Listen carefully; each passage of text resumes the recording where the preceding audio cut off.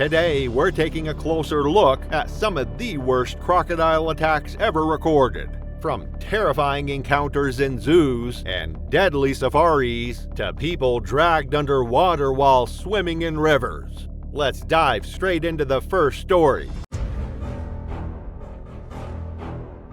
August 9, 2013 was a stifling summer night deep in the western Everglades, where the airboat channels twist between mangroves and sawgrass like a maze no one bothered to map. The sky had gone dark an hour earlier, but the heat hadn't lifted. Humidity clung to every surface. Frogs called from the mudbanks in sharp bursts, and insects buzzed so loudly it drowned out conversation. The water looked still, but it wasn't. It was breathing, shifting, alive. This part of the Everglades, just outside Chokoloskee, was known to local fishing guides as a gator cut, a shallow section of winding backwater barely 30 feet across. It wasn't on any formal tour route, but experienced locals used it for nighttime bow fishing or gar spotting trips. The margins were dense with lily pads and cypress roots, and by August, the alligator activity was impossible to ignore. Everything here fed on something else. Jason Mercer had no reason to know any of that. The 34-year-old was on vacation from Ohio, where he worked as a service tech at a regional HVAC company. He'd flown into Miami 2 days earlier with 2 co-workers to escape a summer heat wave back home, which, ironically, had pushed temperatures nearly as high as those in southern Florida.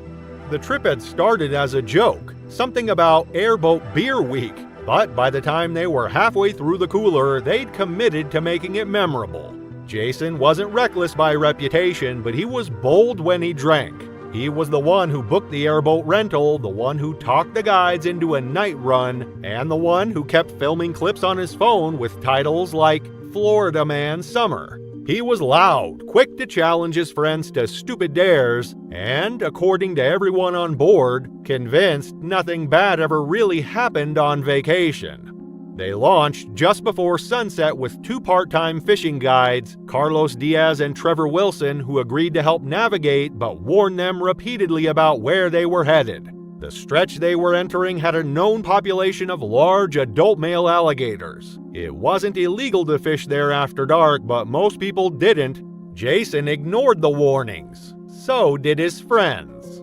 By 9 p.m., the boat was drifting near a narrow bend in the channel, lit by a single floodlight rigged to the bow. The guides had stopped casting lines and were beginning to pack up when Jason, laughing and shirtless, suggested a shortcut. He'd swim across the waterway instead of letting the boat circle back. It wasn't far, maybe 20 feet, with still water and no visible current. His friends howled, egging him on and pulling out phones. The guides told him flatly not to, but Jason was already standing at the edge. He handed down his beer, counted down from 3, and dove in. Alligators are ambush predators, evolved for stealth and explosive power. Their physiology is engineered for still water and sudden violence. With vertically placed eyes, a low-set body, and powerful tails that can launch them forward in an instant, they can remain almost completely invisible beneath the surface until the moment they strike. At night, their hunting instincts sharpen. They rely on a network of pressure-sensitive pits along their snouts, known as integumentary sensory organs, to detect the faintest vibrations from movement above or below the surface, even in total darkness. Summer, especially late summer, marks peak aggression in adult males. As water levels drop and food sources shift, competition intensifies, and alligators become more territorial and opportunistic. They are drawn to disturbances in the water, splashing, surface motion, unnatural noise, all of which mimic the behavior of struggling prey. 12-foot specimens weighing over 500 pounds are not uncommon in isolated backwater regions like this, and many are never tagged or documented. They don't bluff. When they strike, it's without warning, rapid, deliberate, and often fatal. Jason swam strong at first, his strokes uneven but determined, splashing hard and laughing between breaths. The water was warmer than he expected, thick, heavy with algae, and each movement stirred pockets of silt from the channel floor. His friends egged him on from the airboat, shouting, laughing, calling out encouragement between drinks. He was nearly halfway across when the lily pads near the far bank began to shift. At first, it looked like nothing, just a ripple. Then another. A bulge of water lifted near the edge of the pad, slow and deliberate, as something massive rose from below. The alligator struck broadside. There was no warning, no roar, no splash. Just sudden motion, fast and silent. At over 12 feet long, the animal surged from beneath the lily pads and clamped its jaws around Jason's midsection with crushing force, dragging him under in a single brutal lunge. His scream tore through the air like a gunshot, sharp and panicked. Their laughter on the boat stopped instantly. One friend dropped his drink, another began shouting incoherently and hurling beer cans toward the disturbance. But the creature didn't hesitate, it rolled fast and hard, twisting Jason's body with terrifying power. His limbs flailed, briefly visible above the surface, then vanished again as the water churned dark with blood and silt. He surfaced once, arms thrashing, mouth open in a gasping cry, reaching desperately toward the boat. For a split second, he was almost close enough to believe he might make it. Then the gator jerked sideways and pulled him under again. The water exploded into foam and spray, then settled into a steady boil of movement, rolling, tearing, consuming. The thrashing slowed, then stopped. Carlos and Trevor tried to follow. They turned the boat sharply and steered toward the disturbance, sweeping the channel with the floodlight as they shouted Jason's name into the dark. The engine sputtered as they idled over the spot where the attack had occurred, the beam of light cutting through churned water and broken lily pads. Ripples spread outward, then faded. The surface settled. Aside from a faint slick of bubbles and a single torn pad slowly drifting downstream, there was nothing. No movement, no sound. Just the steady hum of insects and the low drone of the motor. Carlos radioed for help immediately, his voice tight and panicked. Trevor dropped anchor and stood at the edge of the deck, scanning the water in silence. The remaining passengers were frozen, shocked, drunk, and pale in the floodlight's glow. When Rangers arrived just after 10 p.m., the airboat was still in the same place. Lights trained on an empty patch of water, no one speaking.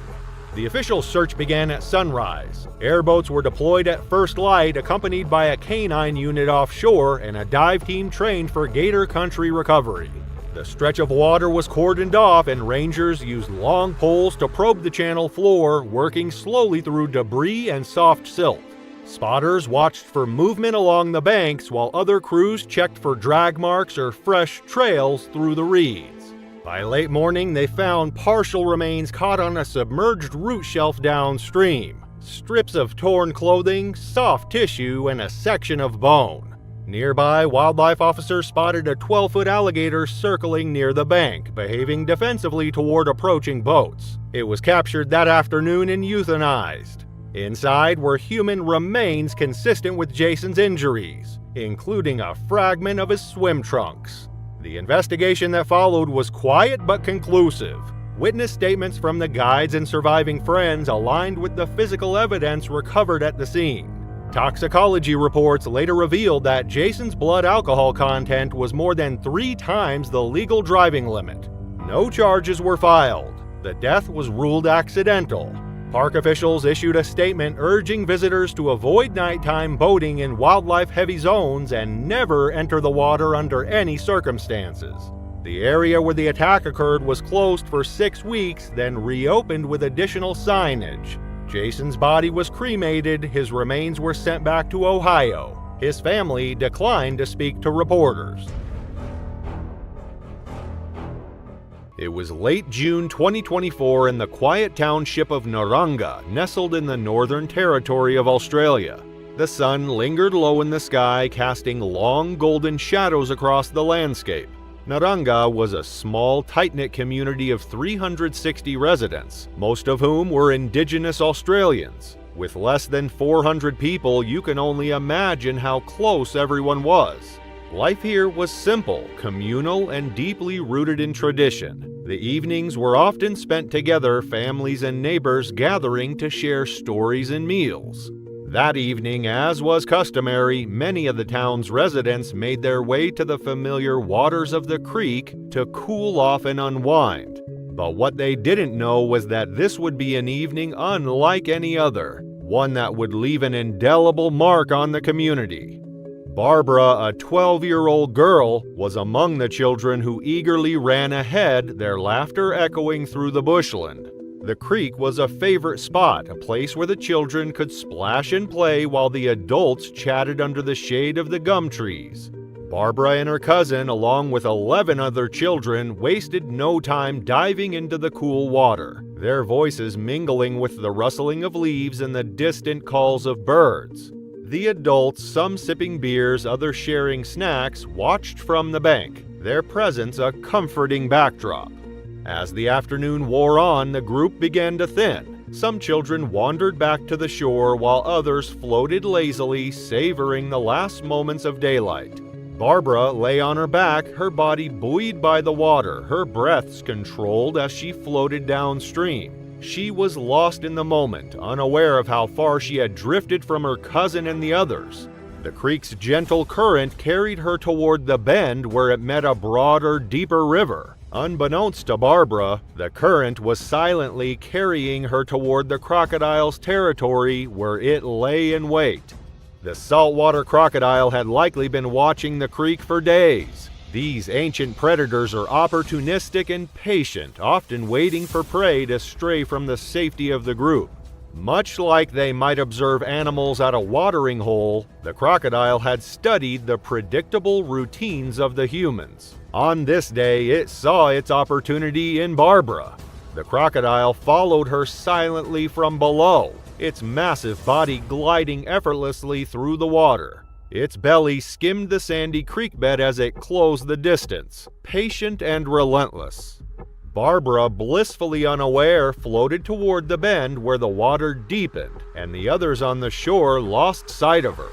Then it happened. The attack came swift and brutal. The crocodile surged upward with astonishing speed, its powerful jaws clamping down on Barbara. She had no time to scream. The force of the strike yanked her under immediately, the thrashing tail turning the water into a wild frenzy. Within moments, both Barbara and the predator had disappeared beneath the surface. The creek returned to its deceptive calm, the ripples fading as quickly as they had appeared. The adults and children on the shore, engrossed in their conversations and play, noticed nothing at first. It wasn't until Barbara's cousin called out to her and received no reply that unease began to creep in. The teenagers swam out to look for her, their laughter turning to concern as they realized she was nowhere to be seen. Panic set in as the adults spread out along the creek, calling her name and scanning the water for any sign of the girl.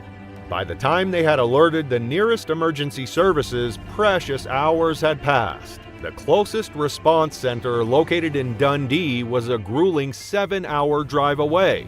Despite the distance, the first helicopter arrived within 3 hours and search efforts intensified. Hundreds of people from Naranga and neighboring communities combed the area, searching the creek, the river, and the surrounding bushland. Authorities suspected the worst almost immediately. However, no one was certain at the moment. The complete silence surrounding Barbara's disappearance pointed to a crocodile attack, an unsettling hypothesis given the creature's reputation in the region.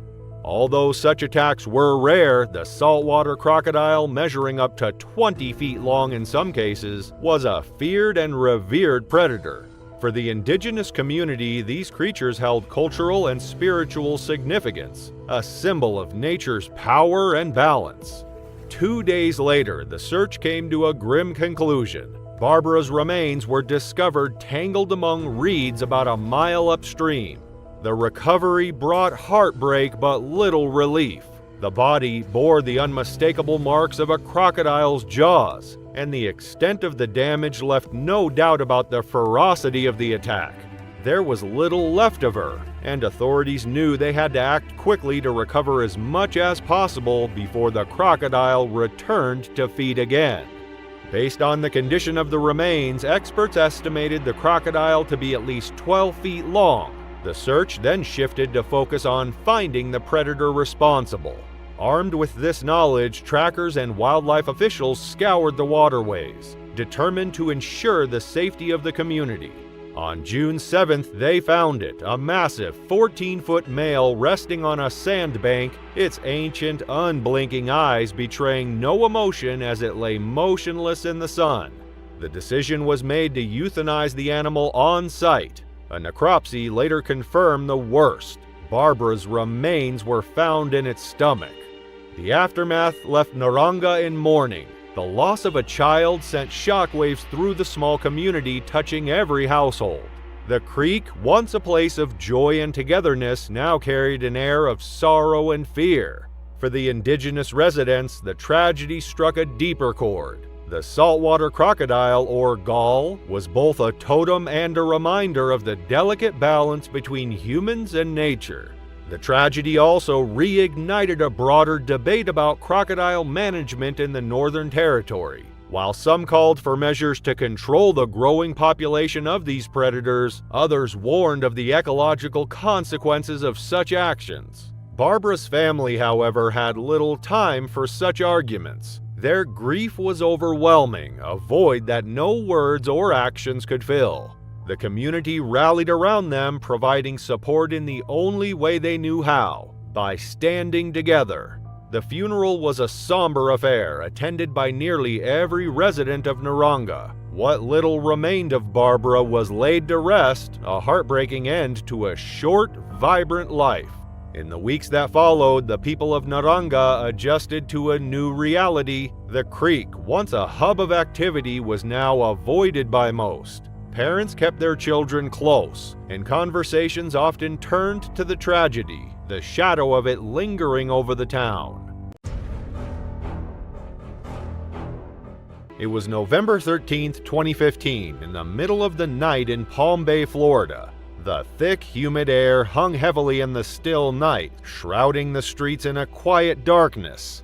Matthew Riggins, a 22-year-old man, was no stranger to the shadows. He moved through them with purpose, not seeking comfort, but rather the concealment they offered. On this night, the darkness served a dual role, as a cover and as a way out. His focus was sharp as he set off for Barefoot Bay, his mind already on the task at hand. Barefoot Bay, a small, quiet community nestled along Florida's eastern coast, was known for its warm climate and its mix of retirees and seasonal residents. Matthew had been here before. He knew the streets, the layout of the homes. It was an ideal place for burglary. Deserted at night with low traffic and few disturbances. His plan was simple: target several properties, take whatever he could, and be back by early morning. The thrill of the chase kept him going, and the law, it didn't concern him just yet. Matthew and his accomplice worked their way through the neighborhood, moving quietly between the houses. Both men wore dark clothing, avoiding the streetlights, slipping into the shadows like ghosts. They were efficient, yet not unnoticed. Several residents had already seen them through their windows. The flickering of lights began up and down the street, alerting the neighborhood to the intruders. At around 2 a.m., local authorities were alerted. A resident had called in a report of two suspicious men. Within minutes, sheriffs were on the scene, and a police helicopter along with canine units were dispatched to sweep the area. The faint hum of the chopper echoed through the night sky as its spotlight cut through the darkness. Matthew and his friend fled, splitting up in an attempt to avoid capture. Matthew, now alone, found a secluded spot behind a house. His heart raced as the adrenaline surged through him. He pulled out his phone and made a call to his girlfriend. His voice trembled, low and panicked, as he told her he was being chased, that the canine units were closing in. He warned her he might not make it through the night, and promised to lay low until the danger passed. It was the last time she would ever hear from him. To evade capture, Matthew decided to head for the water. Barefoot Bay Pond, a large freshwater lake, seemed like the perfect place to hide. The water would mask his scent and the police wouldn't think to search there. But in his panic, Matthew failed to consider one crucial detail: a predator already stalking the depths of the lake. Florida, home to over 1.3 million alligators, had many bodies of water that harbored these ancient predators. Barefoot Bay Pond was no exception, but in his desperation, Matthew was blind to the danger beneath the surface. As he waded into the water, the cool sensation wrapping around his legs sent a shiver up his spine. He crouched low behind the thick vegetation along the shore, watching the flashlights flickering in the distance. His heart pounded. The canine units would never think to look here. He was safe, or so he thought. Unbeknownst to him, an 11-foot alligator was already closing in. The creature's sensitive pressure sensors along its snout detected even the slightest disturbance in the water. The alligator was patient. It waited for the right moment, and Matthew, oblivious to the looming danger, remained still, his focus fixed on the searchlights above. The alligator, with its powerful body gliding silently through the water, was closing in. Matthew didn't notice it until it was too late. With terrifying speed, the alligator struck. Matthew's first instinct was to assume it was a police dog. He cried out in surprise, his voice catching in his throat as the pressure on his legs grew. But it wasn't a dog's bite, it was something much stronger. The alligator's jaws locked onto his legs with a force exceeding 2,000 pounds per square inch. His body was yanked off balance as the predator dragged him into the deeper water.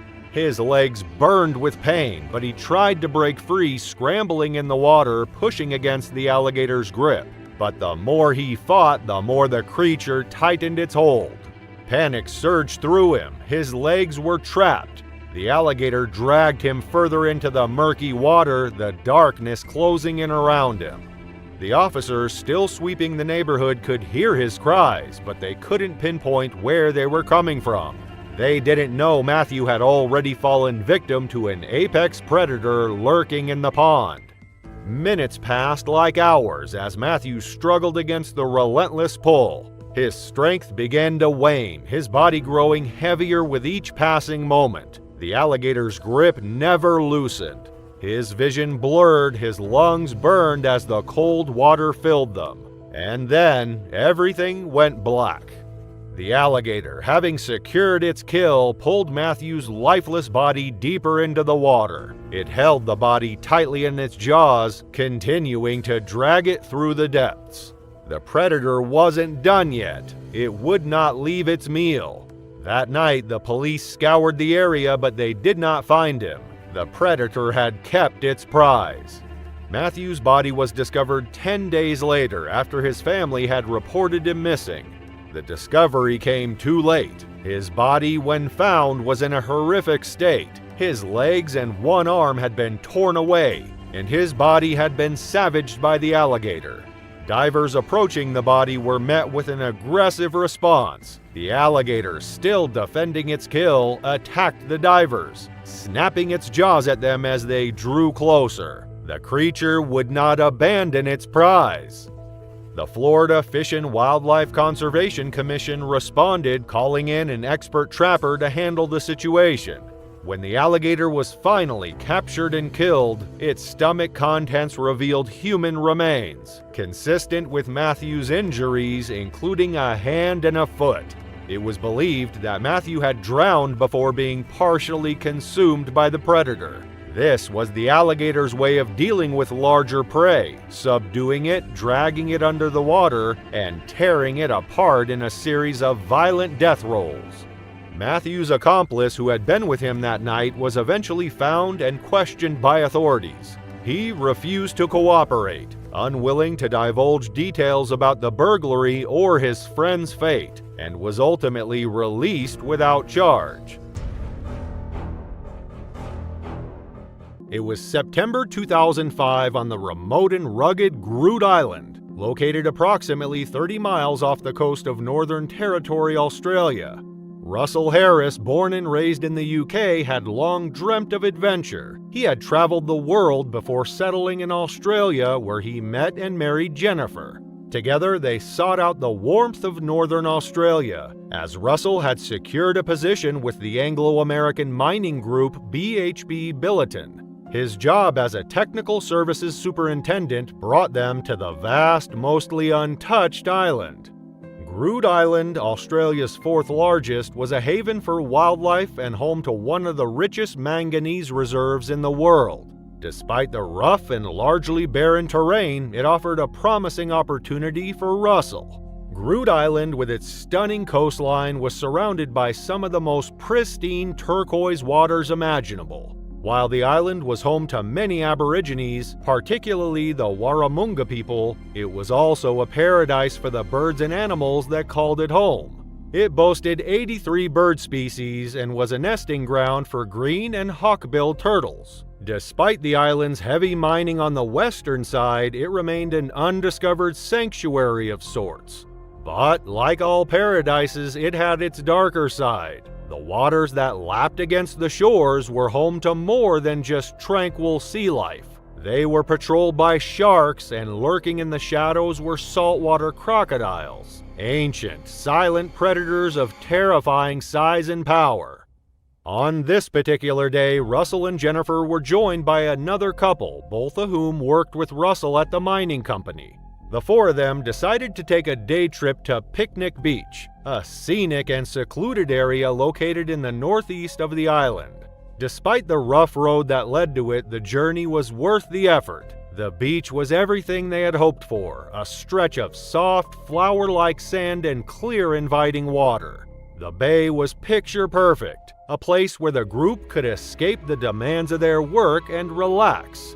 Jennifer and her friend stayed behind on the sand, while Russell and his companion decided to explore the water. The two men waded into the surf up to their waists before pulling on their snorkels and masks.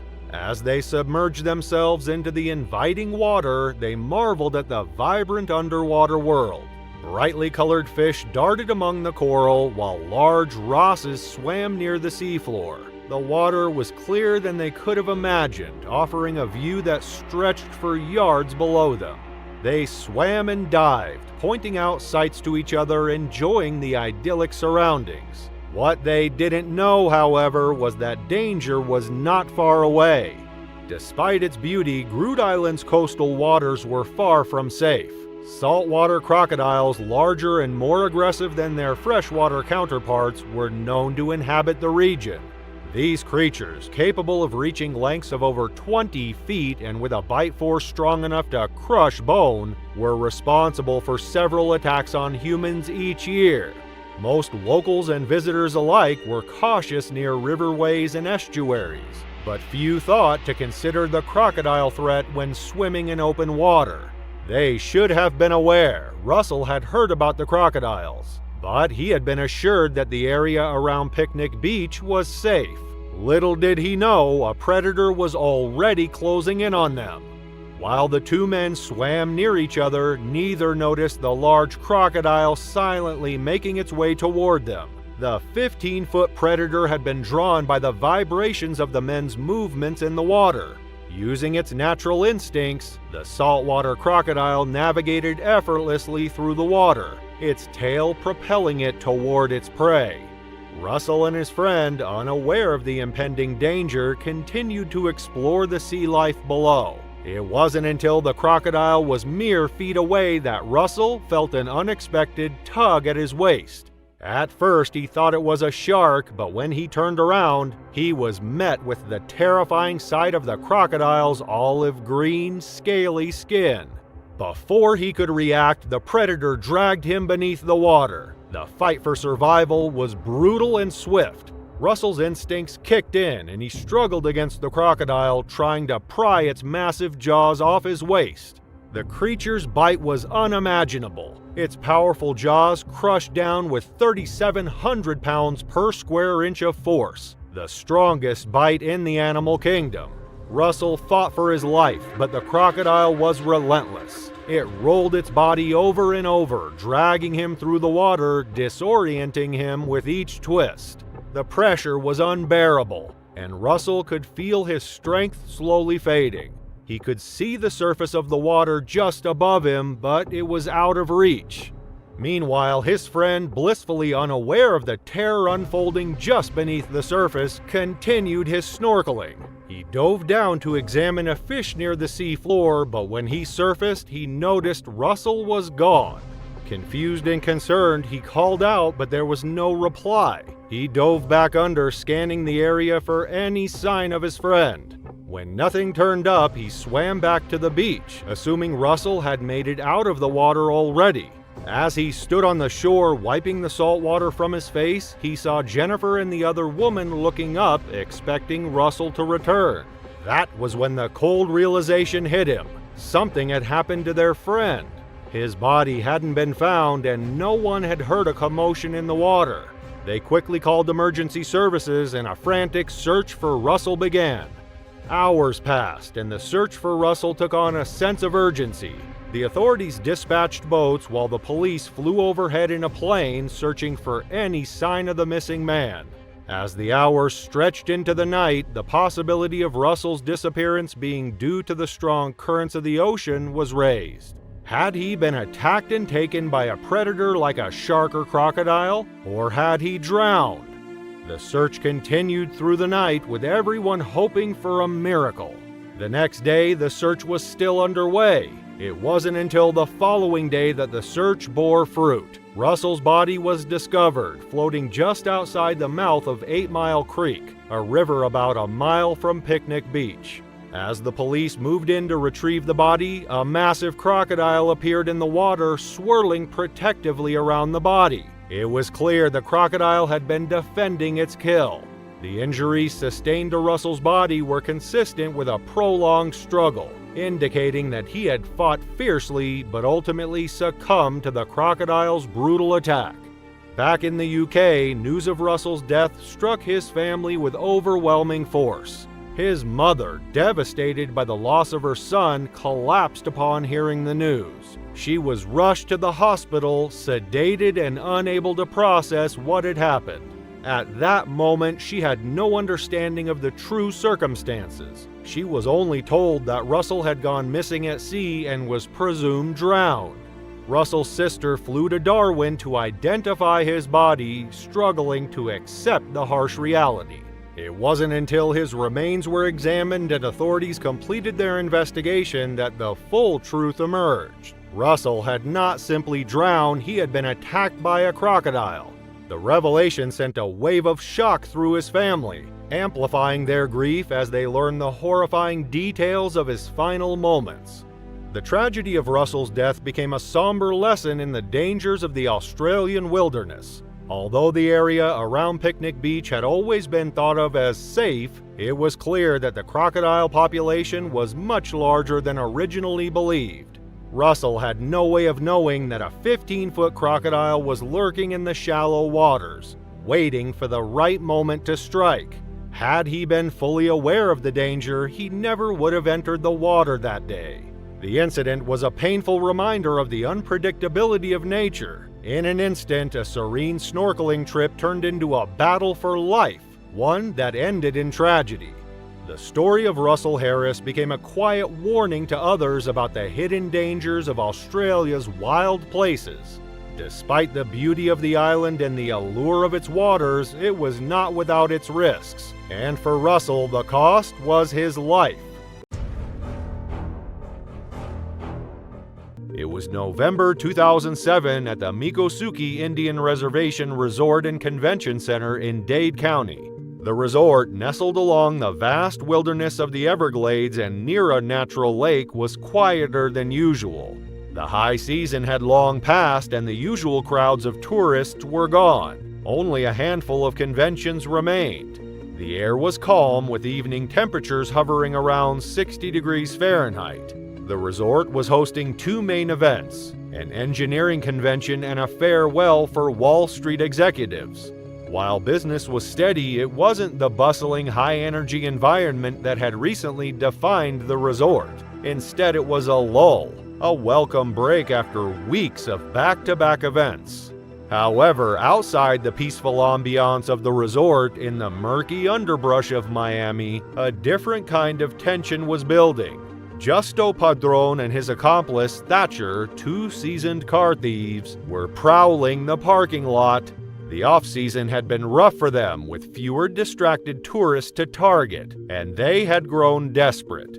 Their criminal careers had always been low-risk and non-violent, avoiding the violence that plagued other parts of Miami's underbelly. But with fewer cars to steal and their usual source of income dried up, they had turned to the resort parking lot, hoping for a break. They slinked through the lot, hiding in bushes and waiting for the perfect opportunity.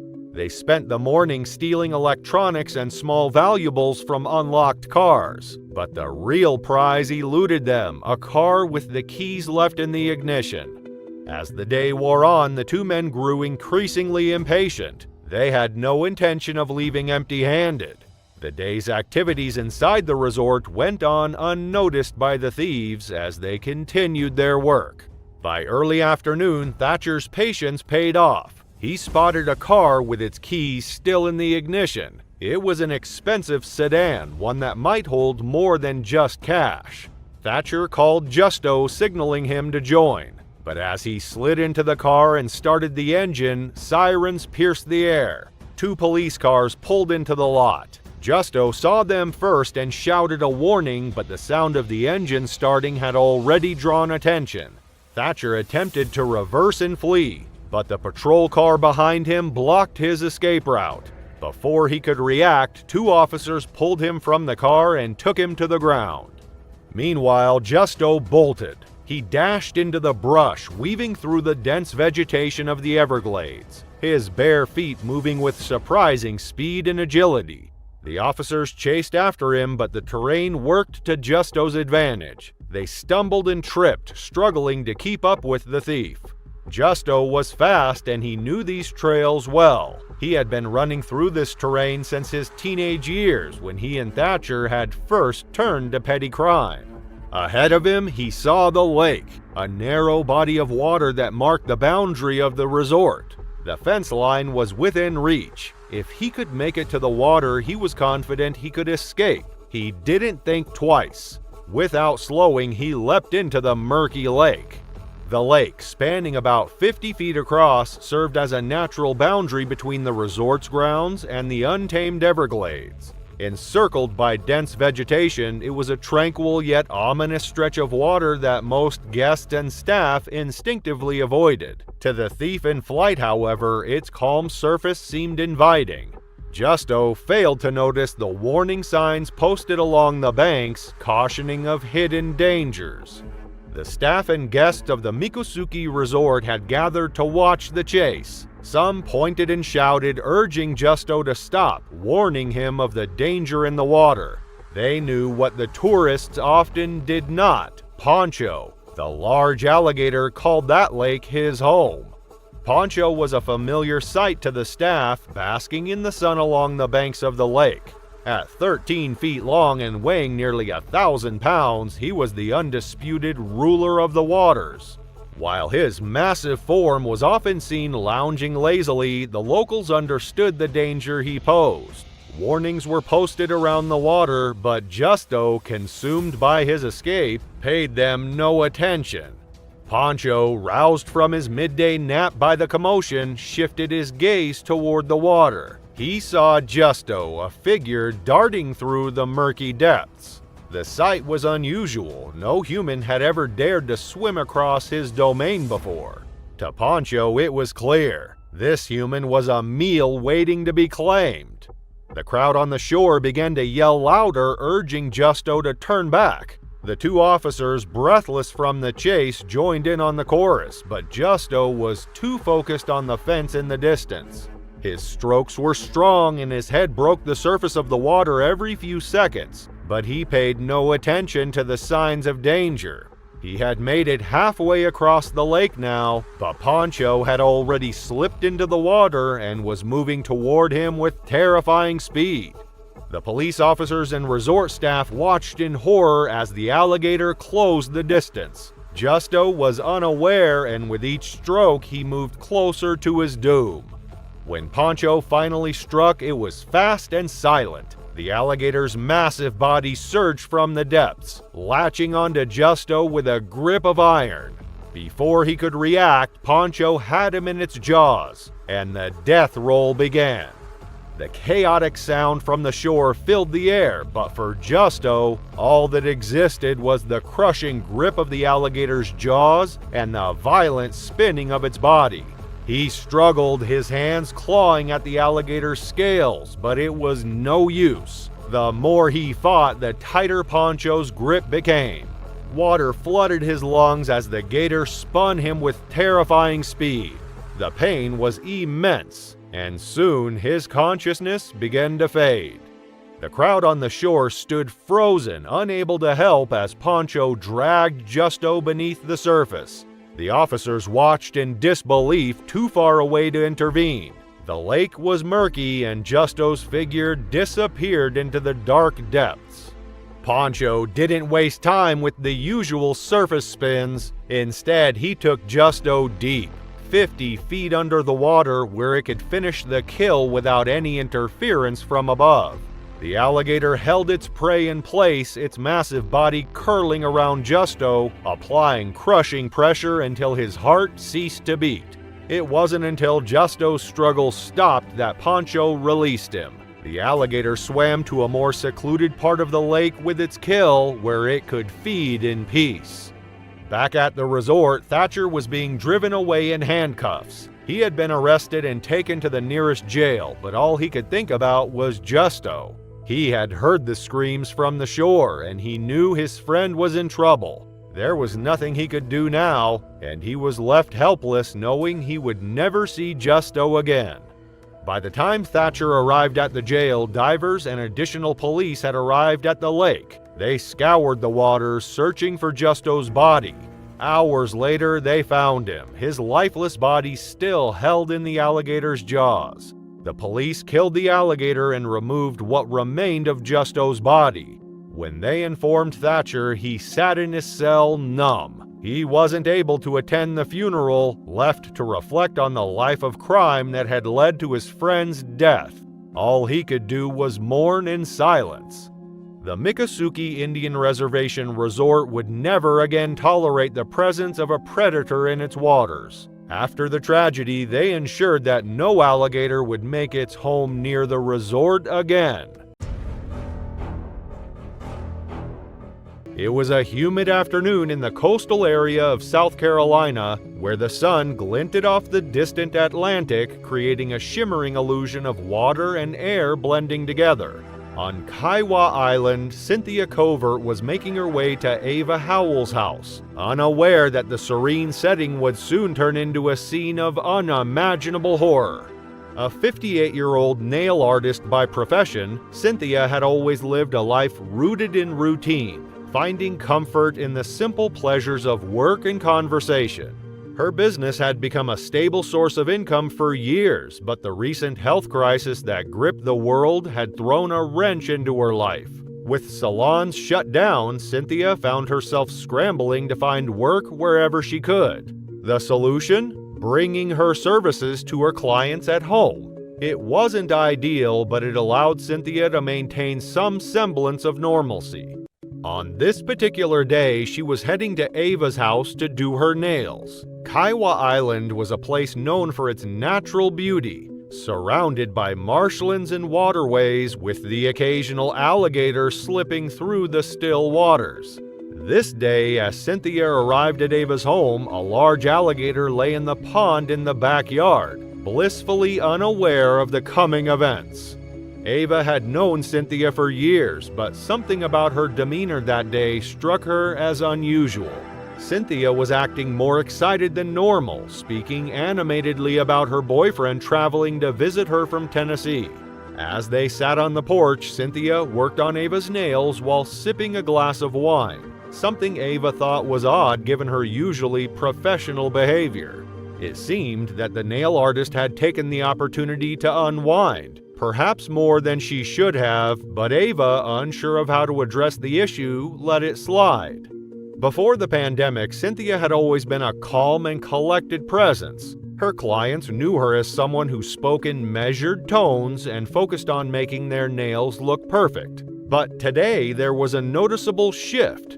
As she spoke about her boyfriend who would be visiting soon, she became more animated, her usual professionalism slipping. Ava couldn't help but wonder if the stress of the pandemic and her new work arrangements had taken a toll. Still, she said nothing, trying to focus on the task at hand. As the session concluded and the porch was tidied up, Cynthia glanced back toward the pond where the alligator still rested. Something about the creature seemed to draw her in, and she decided to get closer. With a camera in hand, she slowly moved toward the edge of the pond, snapping pictures of the alligator, inching closer with each shot. Ava, who had been cleaning up, immediately noticed the danger and called out to her friend. She warned Cynthia that the alligator had recently taken a deer from the same spot, and it was not safe to approach. But Cynthia scoffed at the warning, dismissing the threat. "I'm not a deer," she reportedly said before taking another step toward the edge.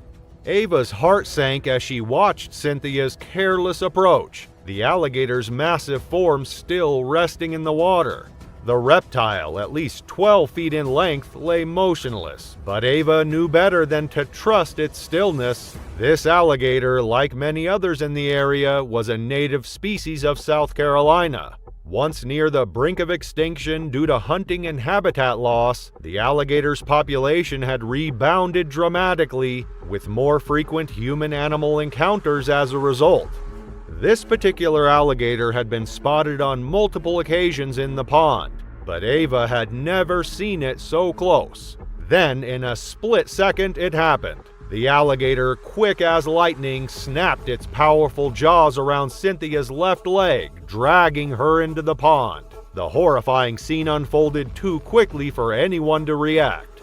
Ava's scream pierced the air, but oddly, Cynthia remained silent, even as she was pulled beneath the surface. Ava's husband, hearing the commotion, rushed outside to try to help. The neighbor, hearing the chaos from his own home, ran over to see if he could assist. In a desperate attempt to save Cynthia, the neighbor threw a rope into the pond, hoping that she could grab hold. But despite their combined strength, the group struggled to pull Cynthia to safety. The alligator's grip was unyielding. As the reptile pulled Cynthia deeper into the pond, it began to execute a maneuver known as the death roll. This horrific tactic involved the alligator spinning with its prey in its jaws, a technique designed to incapacitate and drown the victim. Cynthia, who had been struggling to keep afloat, appeared calm in the midst of the attack, offering only a chilling remark: "I guess I won't do this again." Ava quickly dialed emergency services. Within minutes, law enforcement and firefighters arrived at the scene, charging into the backyard to help. For a brief moment, there was no movement in the water, neither from Cynthia nor the alligator. Then, after what seemed like an eternity, Cynthia's body surfaced, the alligator still holding onto her leg. Without hesitation, one of the deputies fired a shot at the alligator, forcing it to release its grip. It swam off into the depths of the pond, leaving Cynthia's limp form floating in the water. The emergency responders immediately pulled Cynthia to shore. They found her body intact, but her left leg had been severely injured by the alligator's attack. Paramedics rushed to treat her, and she was quickly transported to the hospital. However, despite the swift efforts to save her, Cynthia was declared dead upon arrival. The official cause of death was drowning, though it was clear that the alligator's attack had contributed to her demise. The tragic incident marked the third alligator-related death in South Carolina within a span of 4 years, highlighting the growing risks of human-animal interaction in the region. Though alligators are typically shy and avoid humans, their increasing populations, coupled with the encroachment of human activity into their natural habitats, had led to more encounters. It was unclear why Cynthia had acted so recklessly that day, whether it was the wine, the excitement of the visit from her boyfriend, or something else entirely. But her untimely death served as a tragic reminder of the unpredictability of nature. For those who knew Cynthia, her passing was a shock. She had been known for her kindness and her talent as a nail artist, always ready with a story or a piece of advice for her clients. Her sudden and violent end left a void in the lives of those who had loved her, a reminder of how fragile life can be when nature's creatures are underestimated. The alligator, though a remarkable and ancient creature, was not meant to be underestimated. Alligators, while fascinating with their almost prehistoric eyes and powerful jaws, remain dangerous, especially when approached carelessly. Cynthia's tragic end serves as a reminder that even the most magnificent creatures, when given the chance, will act on their instincts, indifferent to the curiosity or carelessness of humans. It was August 20th, 2018, and the sun had barely risen over Hilton Head Island, South Carolina. The air was thick with humidity and the morning felt peaceful, almost perfect. The lush landscape of Sea Pines Plantation was quiet at that hour, where Cassandra Klein, known to her friends as Sassy, had her holiday home. The birds had yet to start their chorus, and the only sounds came from the gentle rustling of leaves in the early morning breeze and the soft patter of Cassandra's footsteps as she walked with her dog, Kylie. She had no idea that this simple morning walk would soon cost her a hefty price, one she wouldn't be able to pay.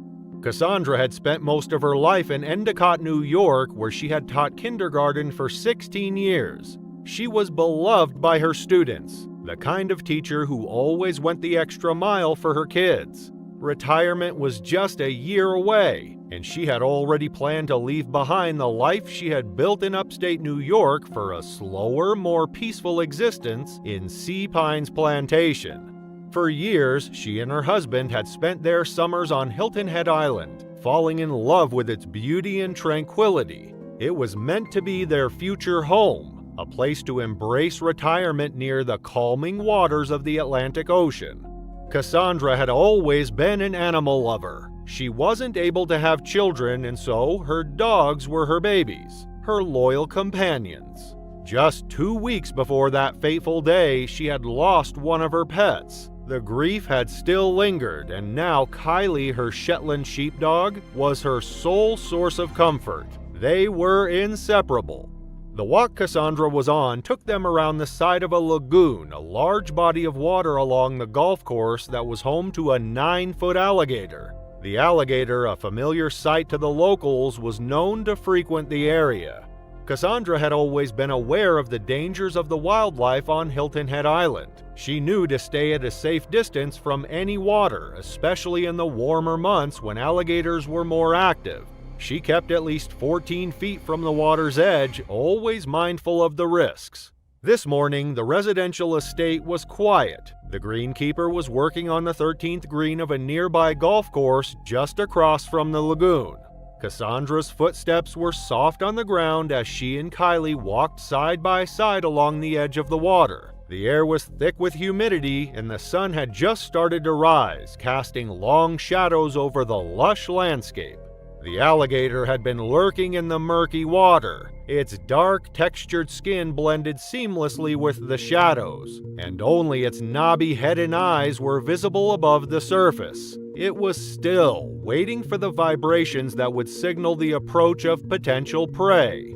Cassandra, unaware of the predator's proximity, continued her walk with Kylie sniffing at the undergrowth and occasionally darting toward the edge of the lagoon. The sounds of her paws crunching the grass caught the alligator's attention. It moved quickly. In an instant, the alligator lunged, its jaws snapping at the leash attached to Kylie's collar. The dog, startled, scrambled backward, but the alligator had already grabbed the leash, pulling Kylie toward the water. Cassandra screamed and her heart pounded as she rushed to save her pet. She had always been devoted to her animals, and in that moment, instinct took over. She sprinted toward the water, not thinking of her own safety, but only of Kylie's. The greenskeeper, hearing the commotion from across the lake, looked up. He saw the struggle from across the lagoon as Cassandra fought to free Kylie from the alligator's grip. It was a desperate tug of war, the predator's powerful jaws pulling hard while Cassandra yanked on the leash trying to save her dog. Both Cassandra and Kylie were being dragged closer to the water's edge. Cassandra managed to unclip the leash from Kylie's collar and the dog scrambled to safety. But the moment she was free, the alligator swung its head toward Cassandra. In one swift motion, it latched onto her leg, its powerful jaws clamping down on her flesh. The force of the bite pulled Cassandra further into the water. She screamed, but her cries were drowned out by the sounds of splashing water and the frantic barking of Kylie from the shore. The greenskeeper, now realizing the severity of the situation, pulled out his phone and dialed 911. 911, where's your emergency? Yeah, there's a lady here by an alligator. Where at, sir? I'm in C-Pine. Okay, where at in C-Pine? Call number 13 of the clock course. I'm not sure what the road is. Okay, you said that she's being attacked by an alligator? Yeah, drag her in the water. Okay, how big was it? It's probably about 8 feet, maybe 7. It's dragging her into the water? And she's in the water right now. Okay, what hole are you on?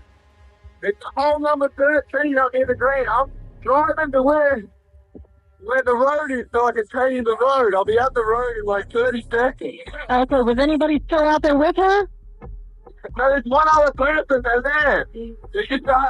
What do you do? You jump in the water? I don't know. As the operator dispatched emergency services, the greenskeeper watched helplessly as Cassandra was pulled further into the water. His heart raced as he saw her disappear beneath the surface, the water turning murky and dark as the alligator clung to her. Kylie, from the safety of the shore, barked frantically, but Cassandra's struggle grew weaker. Underwater, Cassandra fought for her life. She kicked and punched the alligator, but the predator's hold on her leg was unyielding.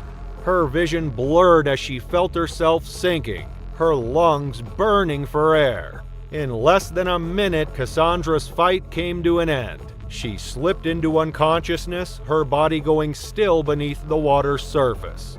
The greenskeeper, watching from the shore, could do nothing but pray for a miracle. By the time emergency services arrived, it was too late. The alligator was subdued and euthanized by the responding team, and Cassandra's body was pulled from the water.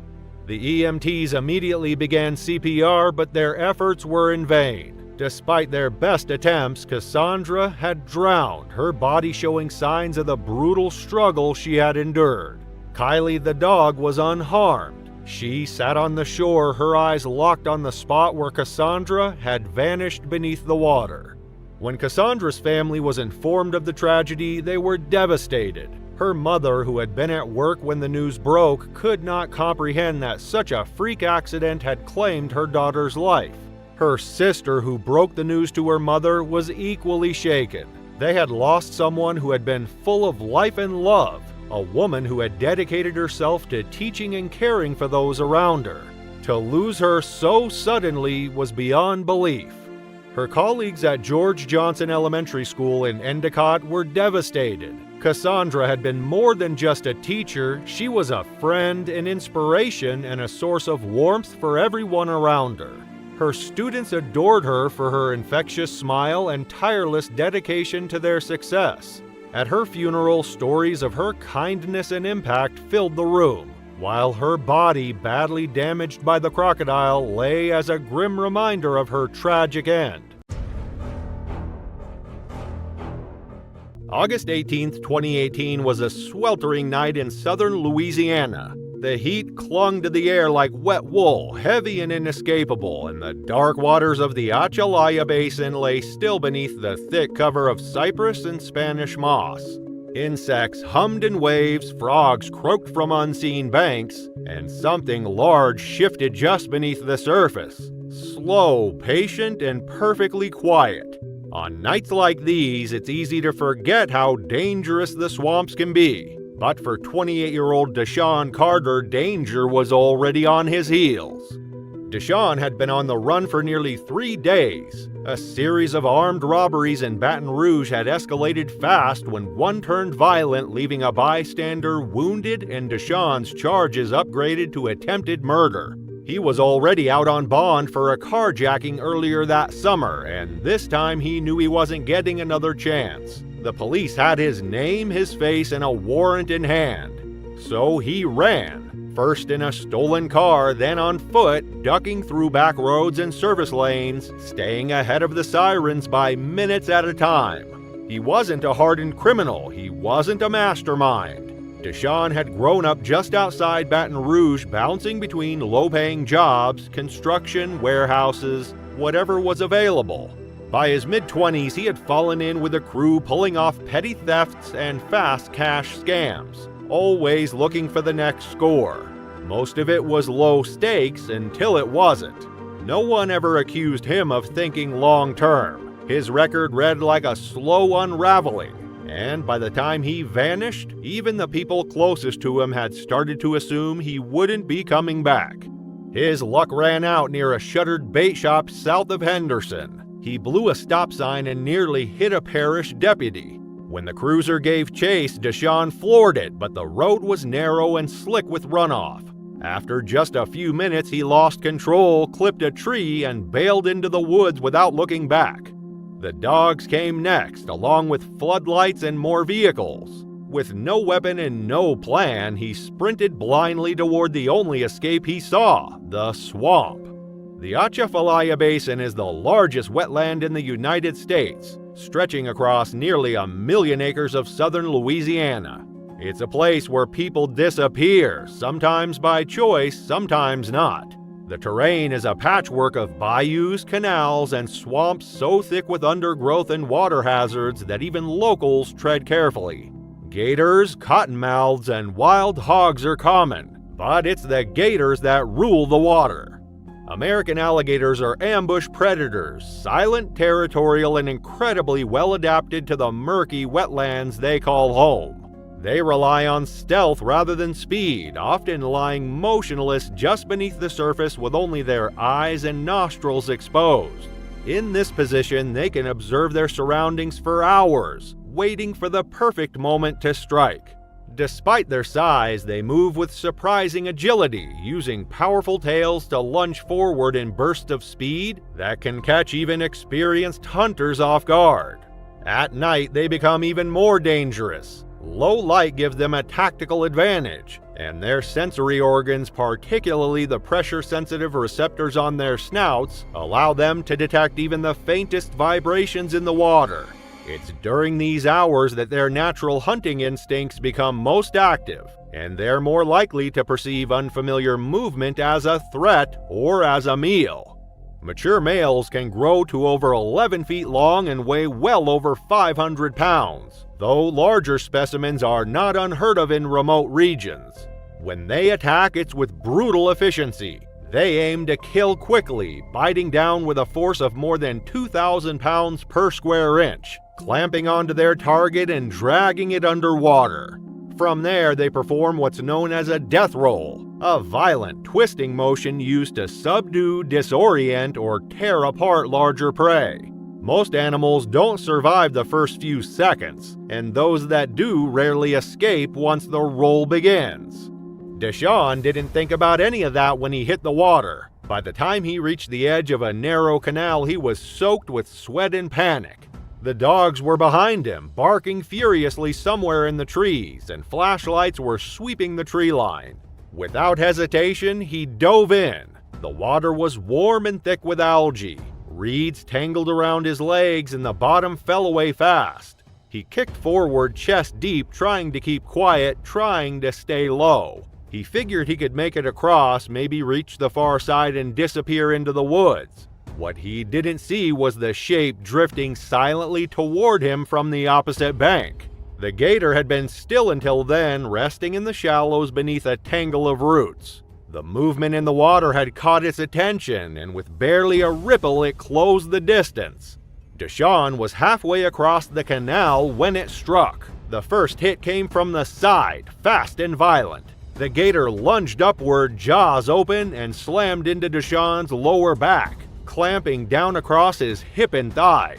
He let out a scream that cut through the night, a shrill, panicked sound, but it didn't last long.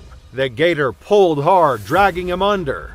Deshawn kicked furiously, surfacing once with an arm flailing above the surface. For a second, it looked like he might break free, but then the gator rolled.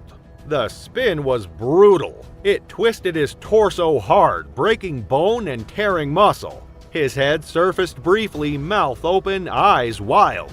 He tried to scream again, but the second roll came faster, teeth sinking into his ribs, spinning him deeper. A cloud of blood spread through the reeds as his body went still. His final breath was swallowed by the swamp. Deputies heard the splashing but couldn't see through the thick brush and darkness. Unsure of what had happened or how many people were in the water, they held their position and radioed for assistance. Between the unstable footing, deep water, and the risk of encountering an armed suspect or aggressive wildlife, protocol was to wait for daylight and trained personnel. By the time wildlife officers and recovery crews arrived the next morning, the canal had gone quiet. The only visible signs of a struggle were a torn sneaker tangled in the reeds and a streak of blood along the mud bank. Searchers spent several hours combing the area by boat and from shore, using long poles and thermal equipment to scan beneath the surface. The water was murky, filled with debris, and visibility was limited. After several sweeps turned up nothing, officials began to suspect the presence of a large alligator. When a gator was spotted nearby, circling boats and showing signs of defensive behavior, it was flagged for removal. 2 days later, the same animal was captured and euthanized under public safety guidelines. At just over 11 feet long, the gator's size and proximity made it the likely suspect. An examination confirmed it had consumed human remains. Inside, investigators found part of an arm, shredded fabric, and a partial pelvis, enough to make a positive ID. The recovery was partial and the body was never fully retrieved. But there was no doubt about what had happened. The canal gave up just enough to tell the story, and then it closed again. Deshawn Carter was identified through fingerprints taken during a prior arrest. His mother was contacted by a detective from the local sheriff's office, the same one who had been assigned to locate and arrest him earlier that week. She declined to speak publicly and the funeral was held quietly, attended by only a few family members. The case was closed and the warrant was withdrawn. There was no press conference or major media coverage, just a short mention in the local paper noting that a suspect had died in a suspected alligator attack while fleeing police in the Atchafalaya Basin. The article didn't include quotes from law enforcement or family. It didn't need to. For most, the story was already over. Among the officers involved in the search, reactions were mixed. A few expressed regret privately, others called it an unfortunate outcome but not a surprising one. No one expected a situation like this, but no one seemed particularly shocked either. For the victims of the robberies, store clerks, a delivery driver, and the man injured during the final incident, the news didn't bring much relief. There were no charges filed, no restitution, and no court dates ahead. Just an abrupt end to a case that had barely started. Deshawn didn't die in custody or stand trial. He died alone in the swamp, far from the streets where it all began. And by the time the water went still again, there wasn't much left to bring back. On August 23, 2018, the Okavango Delta in Botswana shimmered under the relentless African sun, temperatures soaring to 104 degrees Fahrenheit by midday. For 38-year-old Luc Moreau, a marketing executive from Lyon, France, this luxury safari represented not just a vacation, but an escape, a hard-earned pause from a relentless, fast-paced life. For nearly 2 decades, Luc had thrived in a high-pressure corporate environment known for his quick thinking, sharp instincts, and tireless work ethic. Colleagues admired him, clients trusted him, and his firm saw him as indispensable. But behind his clean-cut appearance and confident presentations was a man running dangerously low on fuel. He lived alone in a modest, minimalist apartment in Lyon's Confluence district, where floor-to-ceiling windows overlooked the Saône River. Every morning he followed the same routine: 5:30 a.m. gym sessions, black coffee, tailored suit, and a barrage of emails before the office even opened. He rarely took vacations, preferring to rack up unused leave while climbing the corporate ladder. Friends had often teased him about his workaholic streak, but Luke had always insisted he was fine, that he'd rest once things settled down. That break never came. After finalizing a major merger that had consumed 18 months of his life, Luke finally hit a wall. He began experiencing migraines, minor panic attacks, and long stretches of mental fog. His doctor had urged him to take time off.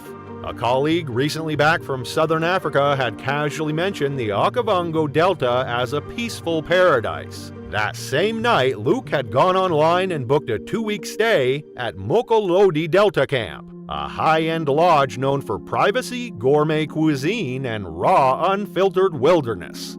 He arrived 3 days before the incident, immediately charmed by the camp's elegant thatched roof cabins overlooking a small lake that branched off from the main delta channels. His accommodation featured an outdoor shower, a private deck, and uninterrupted views of wildlife coming to drink at the water's edge. Luke was struck by how quiet it was. No phones ringing, no buzzing notifications, no artificial urgency. He found himself sleeping longer, breathing deeper, and walking slower, finally feeling like a version of himself he hadn't known in years.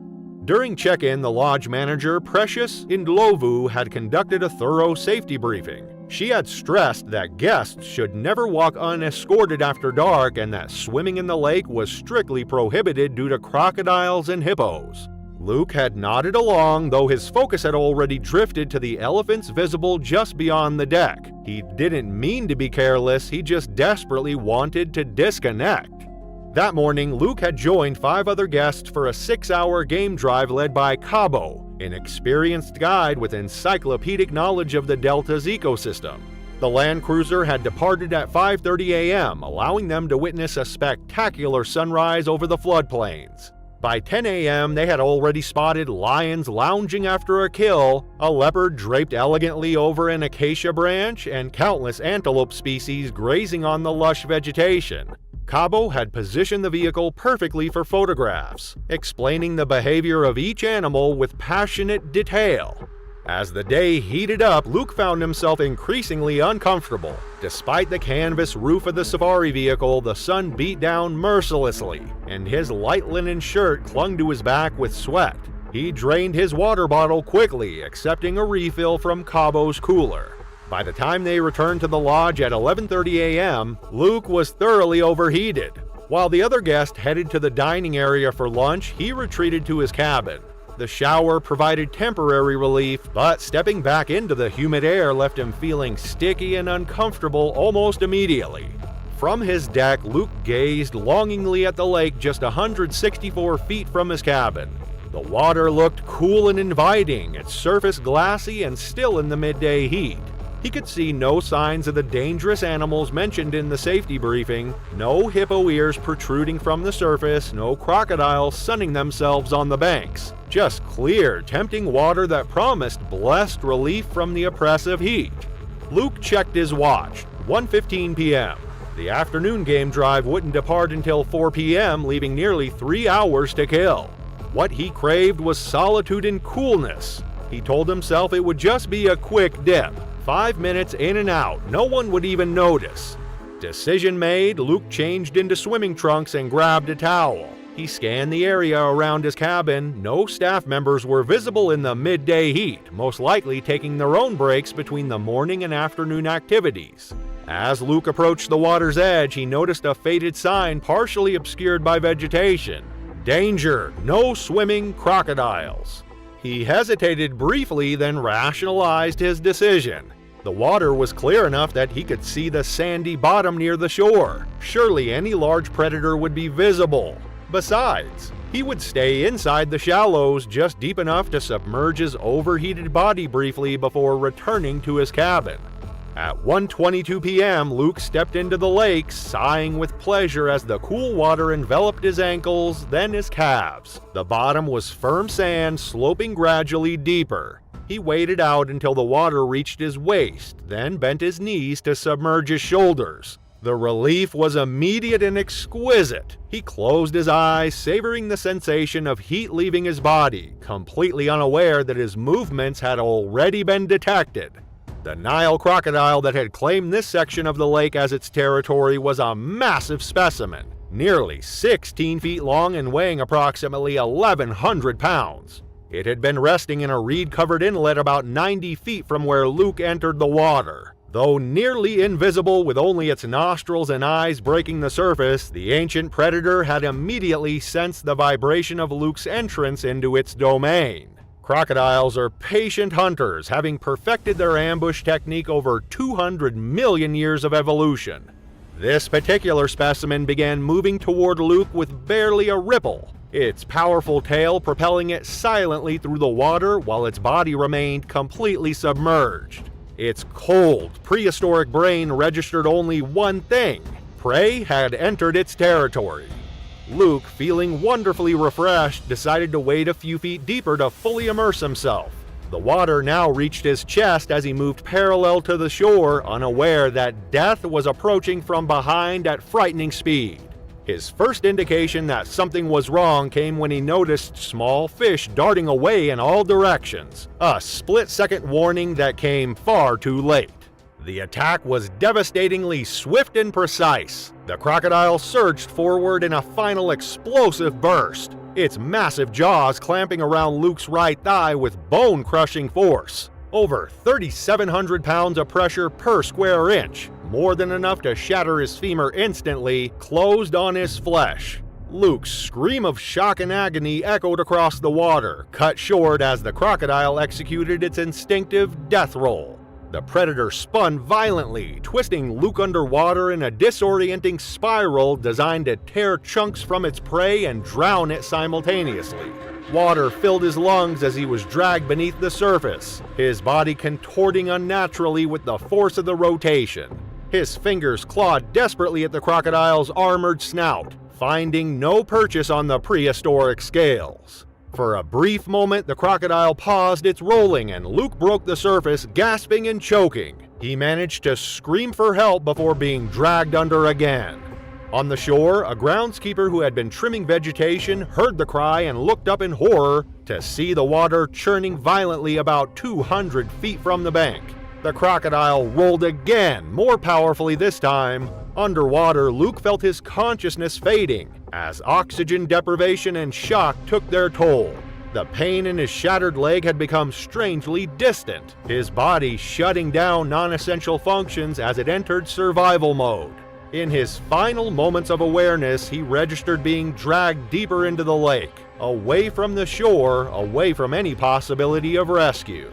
The groundskeeper ran toward the main lodge, shouting for help. Staff quickly responded, launching a small aluminum boat used for emergency purposes. By the time Cabo and two others reached the lake center, there was nothing to see but expanding ripples and floating reeds.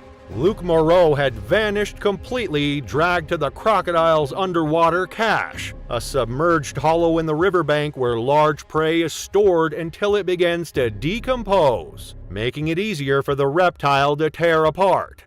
A search was immediately launched, with staff members scanning the shoreline and security personnel notifying local authorities. Lodge guests were confined to their cabins as the grim reality of what had happened became clear. Precious, the lodge manager, contacted the French embassy in Gaborone to report the incident, her voice shaking as she explained the circumstances. Luke's body was discovered nearly 24 hours later, partially submerged in a reed bed approximately 650 feet from where he had entered the water. In warmer, oxygen-rich shallows like this part of the delta, decomposition can sometimes release gases quickly enough to float a body within a day. The crocodile had consumed significant portions of his torso and right leg, leaving behind a grisly reminder of nature's brutal efficiency. A team from the Botswana Wildlife Authority captured and euthanized the crocodile responsible, a notorious specimen that local fishermen had nicknamed Old Ghost for its ability to appear and disappear without warning. Mokolodi Delta Camp temporarily closed for a comprehensive safety review, installing additional fencing around water access points and implementing hourly security patrols. Warning signs were made larger and more prominent with multilingual instructions about the lethal danger posed by the Delta's predators.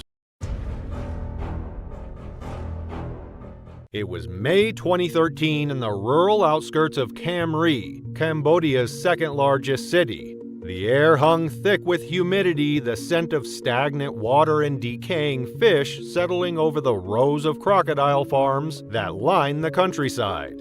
More than 900 such farms operated in the region, their concrete enclosures housing thousands of prehistoric reptiles. The farmers knew the risks, but the industry had sustained their families for generations. Luan Nam had been part of this world for decades. At 72 years old, he had built his farm from the ground up, his enclosures housing more than 40 crocodiles. His business had seen better days. Years ago, a single adult female could fetch over $500, but now the price had dwindled to a mere fraction. The industry was changing, demand fluctuating, but Luan remained steadfast.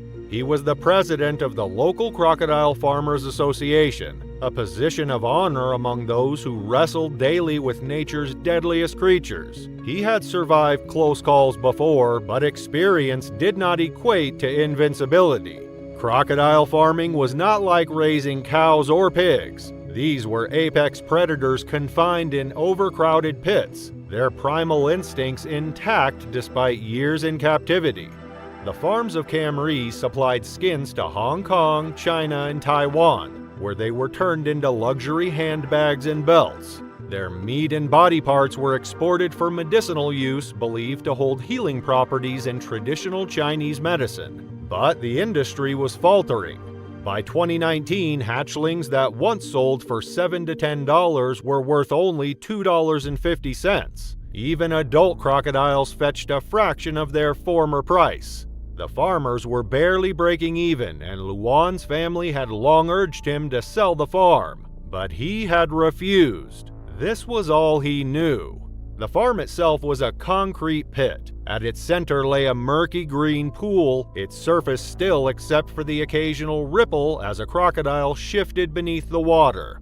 The enclosures were overcrowded, the reptiles packed in tight, their bodies piled on top of one another in the rare dry spaces along the perimeter. Wooden planks balanced precariously on raised concrete pillars provided access above the enclosures. Rusted steel steps led down to the feeding areas. The setup was rudimentary, dangerous. A single misstep could mean the difference between life and death. Luan worked with practiced efficiency. Every day he tossed dead fish and chunks of meat into the enclosures, the sound of snapping jaws and splashing water echoing against the cold concrete walls. He had grown accustomed to the sight of blood, to the constant fights that broke out as the crocodiles lunged at one another, their instincts untempered by captivity. But the greatest danger came not from feeding time, but from the nesting cages. Female crocodiles laid their eggs between February and May, fiercely guarding them against any threat. Their nests, hidden in metal cages within the enclosures, held clutches of up to 20 to 60 eggs, each one a valuable commodity. The eggs were sold to other farms or exported to Chinese buyers who paid premium prices. Extracting them was a delicate task, one Luan had performed countless times. He carried only a wooden stick for protection, a fragile defense against creatures capable of crushing bone in a single bite. That morning, Luan stepped onto the wooden walkway that extended over the crocodile enclosure. He scanned the area, his eyes locking onto the metal nesting cage set on a raised platform at the far end. Below, murky water pooled around the concrete where several crocodiles basked motionless. Every egg was valuable, and Luan needed to ensure a successful hatch. Luan carefully descended the middle steps and entered the enclosure, his eyes fixed on the crocodiles around him. The egg-laying cage sat elevated on a platform, separated from the other crocodiles. As Luan neared the female, she hissed sharply, her mouth opening wide to reveal the full extent of her 7 deadly teeth. Without hesitation, Luan struck the cage with his stick. The crocodile responded by thrashing her tail, clearly agitated. Luan prodded her gently, prompting her to move out of the cage. As she neared the edge, she suddenly lunged forward, jaws snapping shut around the stick. Luan yanked it back instinctively, but the movement caused him to lose his balance. He stumbled and crashed to the ground with a heavy thud, the earth of the enclosure cold beneath him. A sharp burst of pain shot through him, his breath leaving in a gasp. The impact disoriented him, but he was aware of the movement around him. The crocodiles turned, their yellow eyes locked onto him, their bodies shifting with slow, deliberate intent. A silence fell over the enclosure, heavier than the humid air. Then they moved. The first crocodile surged forward, its jaws clamping onto his leg. A sharp, searing pain shot through him as he was wrenched sideways. He kicked with his free leg, the impact barely registering against the thick scales of another approaching reptile. More of them were closing in. Another crocodile struck, its teeth sinking deep into his arm before wrenching back. His scream barely left his throat before the limb tore free, disappearing into the beast's maw. Blood sprayed across the concrete. Chaos erupted. More crocodiles lunged, their tails thrashing as they fought over their struggling prey. One clamped onto his torso, the immense force crushing his ribs. Luan was dragged toward the water, his body scraping against the rough ground. Then the water swallowed him whole. The pool exploded into a frenzy of movement. The crocodiles twisted and rolled, their powerful tails propelling them in all directions. Red mixed with green as the feeding intensified. Limbs were torn, flesh ripped from bone. The final death roll sent what remained of him spiraling deeper into the murky depths. Moments later, the struggle ceased. The water stilled. The crocodiles returned to their usual positions, their hunger momentarily satisfied. By the time the workers arrived, Luan's remains lay scattered, his blood soaking the concrete, his arm missing, his body marked by countless bites. The pit was silent once more. The pool was thick with blood, its surface disturbed only by the lazy movements of the crocodiles that had resumed their basking. One reptile remained near the steps. Luan's black sandal still clutched between its teeth, a final grotesque reminder of the man who had ruled the farm for decades. Authorities arrived, but there was little to be done. The reptiles were agitated, snapping at anyone who came too close. Retrieving Luan's body was a challenge in itself, requiring careful maneuvering and the threat of gunfire to drive the creatures back. When they finally pulled him from the pit, there was barely anything left to recover. News of the attack spread quickly. The villagers spoke in hushed voices, murmuring that Luan had been too stubborn, that he should have sold the farm years ago. His family had pleaded with him to leave the business, but he had refused. Now, the very thing that had sustained him for so long had become his undoing. The farm was sold in the weeks that followed, and the crocodiles were sent to new enclosures, their fates uncertain. Some would be turned into luxury handbags, their skins tanned and polished for the fashion elite. Others would be harvested for meat, their bones ground for medicinal use.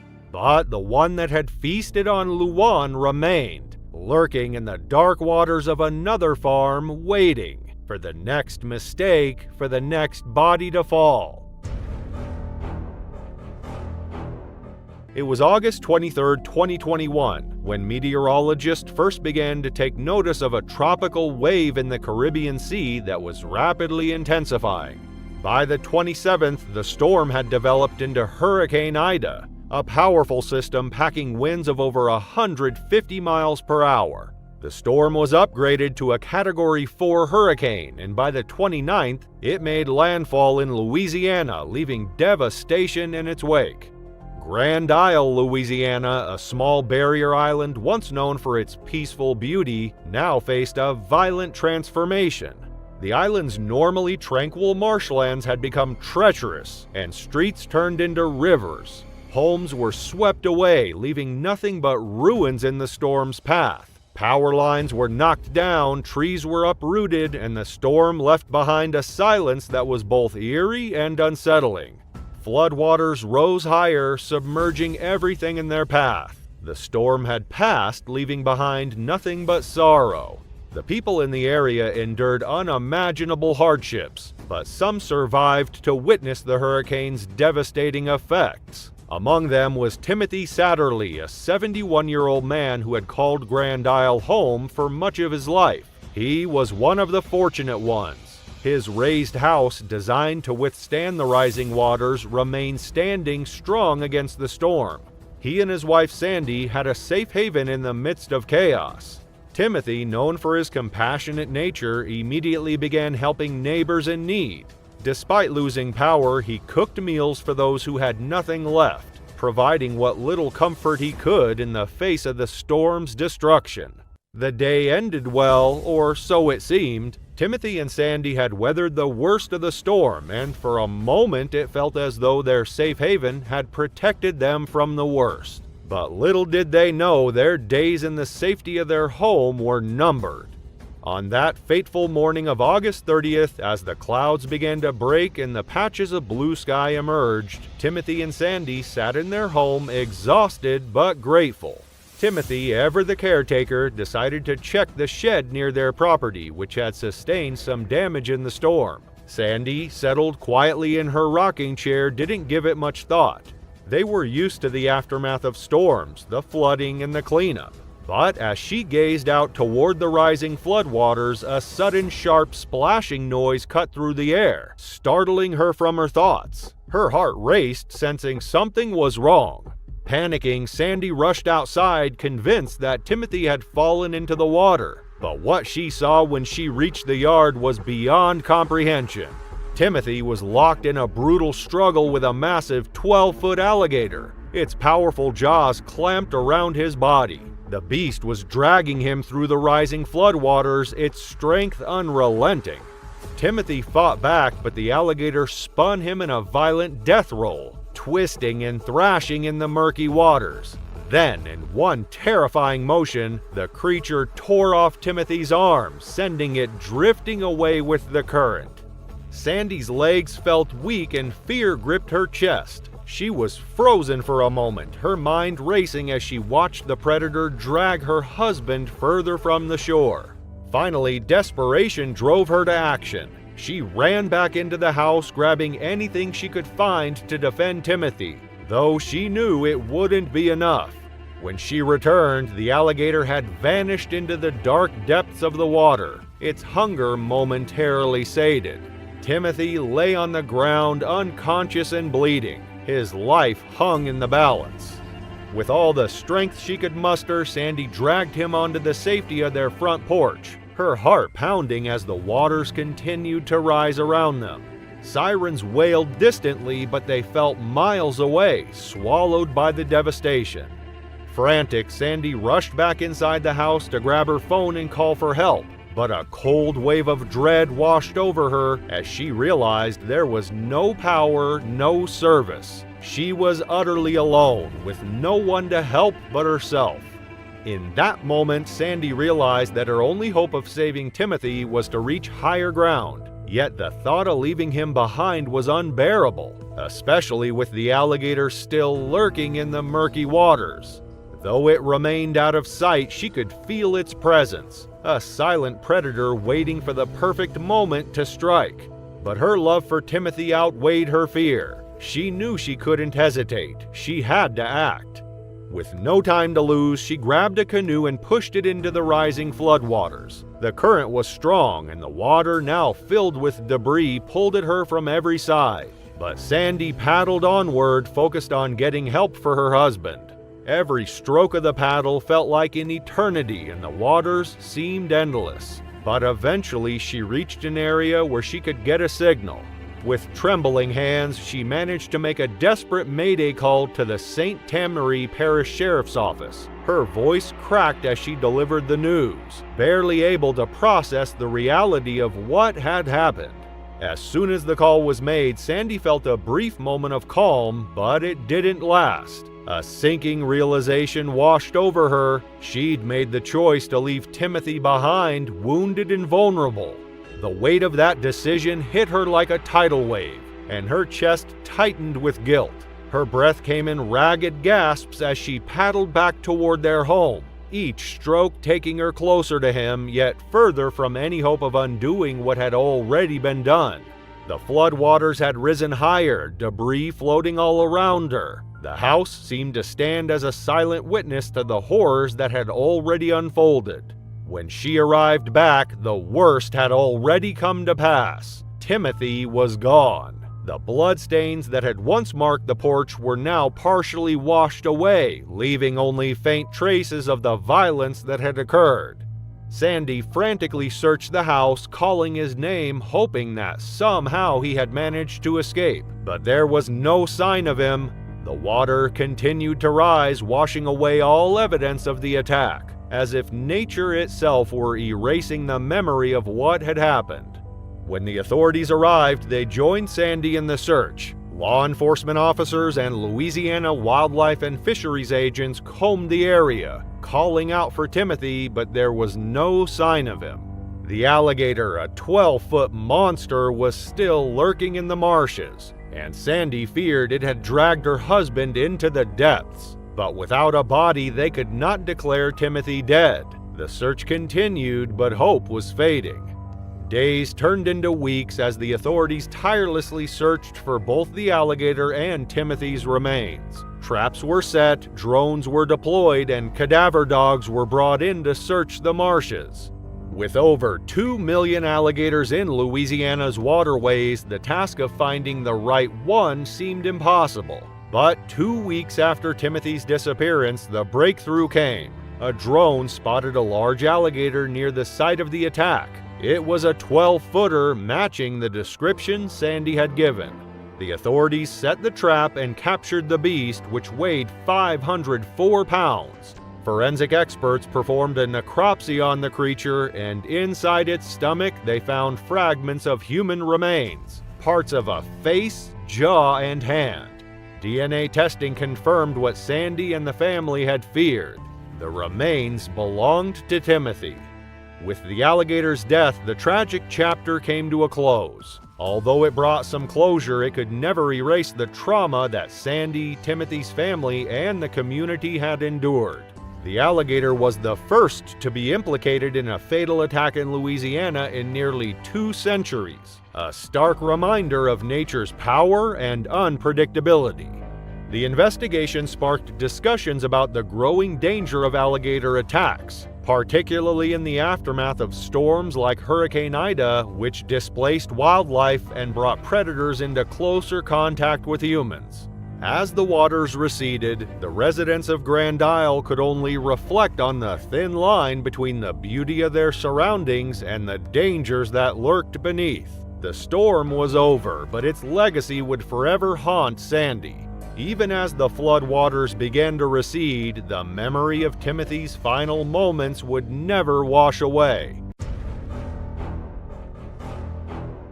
The Congo Basin rainforest stretches across 6 African nations, covering over 1.3 million square miles of dense, primeval jungle. It's a place where sunlight filters through layers of canopy in dappled patterns, where the air hangs heavy with moisture, and where life and death play out in constant, silent drama. For Daniel Mercer, a 38-year-old British-born safari guide, this vast wilderness had been home for nearly 15 years. Daniel had built his reputation as one of the most knowledgeable guides in Central Africa. His company, Congo Wilderness Expeditions, specialized in taking small groups of adventurous tourists deep into areas rarely visited by outsiders.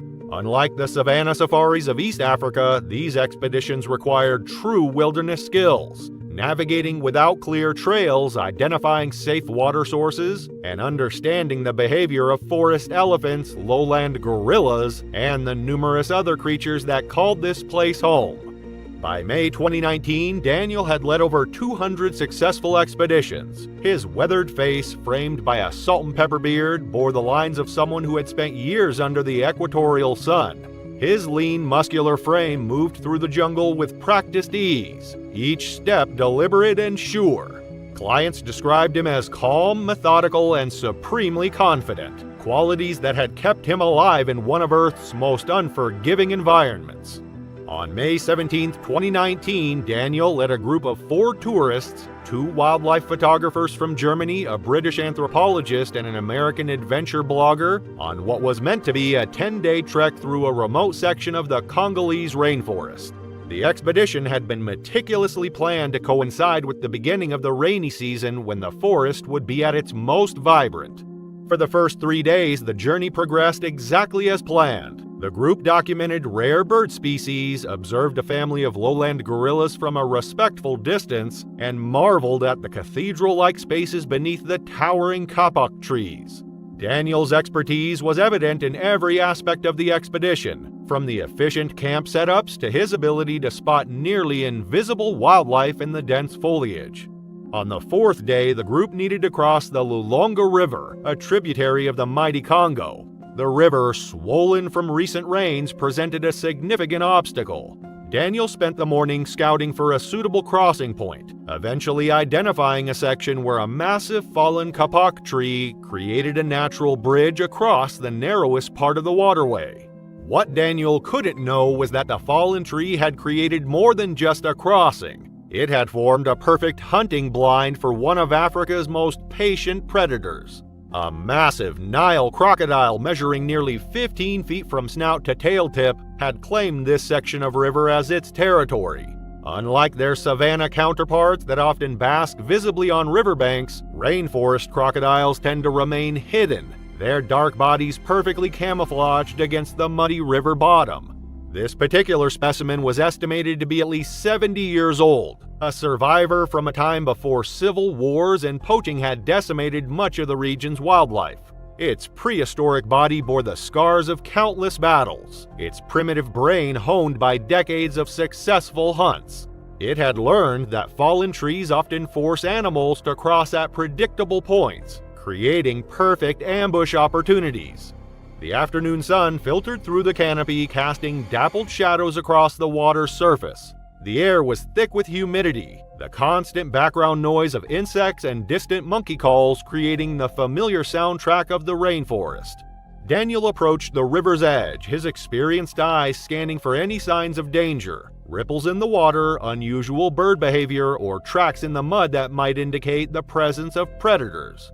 Satisfied with his assessment, Daniel stepped into the shallow water at the river's edge to test the stability of the log before allowing his clients to cross.